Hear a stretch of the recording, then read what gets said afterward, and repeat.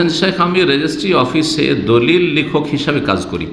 অত্র কাজ করার জন্য লিগ্যাল দলিল ও রেজিস্ট্রার টাকা ঘুষ নেই, মানে লিগ্যাল দলিল করলেও রেজিস্ট্রার কি করে, টাকা ঘুষ নেই। আমি বা যারা লেখক হিসাবে কাজ করে প্রত্যেককে টাকা ঘুষ দিতে হয়, আল্লাহ হেফাজত করেন। এমত অবস্থায় কি করব? নতুন কোনো কাজ নেই, এমত অবস্থা আমি কাজ ছেড়ে দেব? আমি গরিব মানুষ ও লাজুক শ্রমের কাজ করতে পারবো না। জি, দেখেন, হারাম হচ্ছে হারাম। নিরুপায় যতক্ষণ না হবে ততক্ষণ পর্যন্ত আপনার জন্য জায়েজ নয়। নিরুপায় কাকে বলা হয়? মুদ্রার আর কোনো উপায় নেই, কোনো রাস্তা দেখছেন না।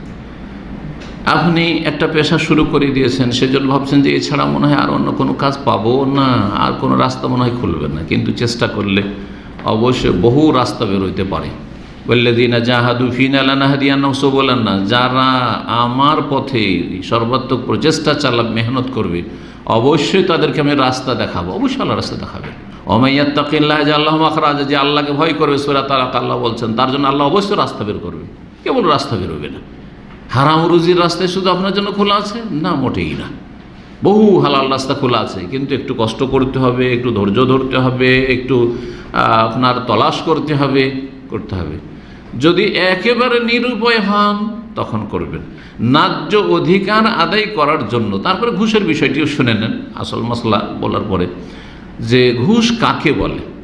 যদি ন্যায্য অধিকার হাসিলের জন্য পয়সা ছাড়া হচ্ছে না, আর পয়সা দিতে হচ্ছে, তাহলে সেটা ঘুষ নয়। সেটা দেশের ভাষায় ঘুষ হইল, শরীয়তের ভাষায় রাসওয়া বা রিশওয়া নয়, যেটা হারাম। যেই ঘুষখোর, ঘুষ খানেওয়ালা আর ঘুষ খাওয়ানেওয়ালা উভয়ের উপরে যে লানত করা হয়েছে তার অন্তর্ভুক্ত না। পাসপোর্ট করতে হবে, পাসপোর্টের জন্য তদন্তে আসছে, আর যদি পয়সা না দেন, পকেটে কিছু না ঢোকান, তো আপনার রিপোর্ট খারাপ রিপোর্ট দেবেন না? অবশ্যই দেবেন। আপনি জমি জায়গায় আপনি রেকর্ড করতে যাচ্ছেন, পয়সা না হলে রেকর্ড করে দেয় না। ভূমি সংক্রান্ত কাজে অধিকাংশ ক্ষেত্রে পয়সা, ন্যায্য অধিকার আপনার, তাহলে অবশ্যই দিতে পারবেন আপনি, কোনো অসুবিধা নেই, আপনার নিজের অধিকার হাসিলের জন্য।